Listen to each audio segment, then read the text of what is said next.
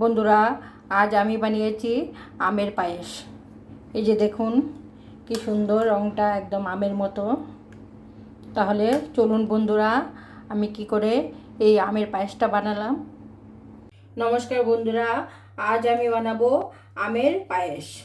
এই যে এখানে আমি দুটো হিমসাগর আম নিয়েছি। আমগুলো আমি ছোটো ছোটো করে কেটে নিয়েছি। এবার আমগুলো আমি মিক্সার গ্রাইন্ডারে পেস্ট করে নেব। বন্ধুরা, আমের পালটা আমি কিছুক্ষণের জন্য একটু জাল দিয়ে নিচ্ছি। বেশিক্ষণ দিতে হবে না, কিছুক্ষণের জন্য, মানে 3-4 মিনিট জাল দিলেই হবে। বন্ধুরা, 3-4 মিনিট আমি এটা জাল দিয়ে নিয়েছি। এবার এটা নামিয়ে ফেলবো। বন্ধুরা, পায়েসটা বানানোর জন্য আমি এখানে 1 লিটার দুধ নিয়েছি। দুধটা অনেকক্ষণ ফুটিয়েছি, অনেকটা ঘন এসছে। এবার দিয়ে দেব গোবিন্দভোগ চাল।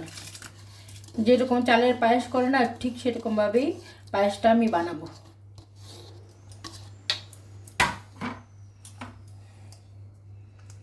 দিয়ে দেব তেজপাতা, দিয়ে দেব এলাচ,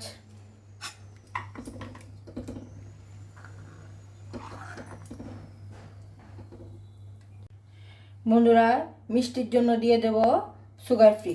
যেহেতু আমাদের সুগার আছে তাই সুগার ফ্রি দিয়ে দিলাম। আপনারা চিনি দিতে পারেন।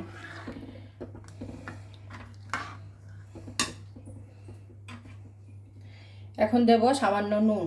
যেহেতু আমের পায়েস, তার জন্য একটু নুন দিয়ে নিয়েছি। এবার দিয়ে দেব কাজু বাদাম কিশমিশ। এবার এটা চালটা যতক্ষণ না ঘন হয়ে এসছে ততক্ষণ এটা জাল দিতে থাকবো। বন্ধুরা, পায়েসটা একদম রেডি হয়ে গেছে। এই যে দেখুন চালটা কত সুন্দর ফুটে গেছে এবং দুধটা একদম ঘন হয়ে এসছে। এখন আমি দিয়ে দেব এই যে আমের পালটা।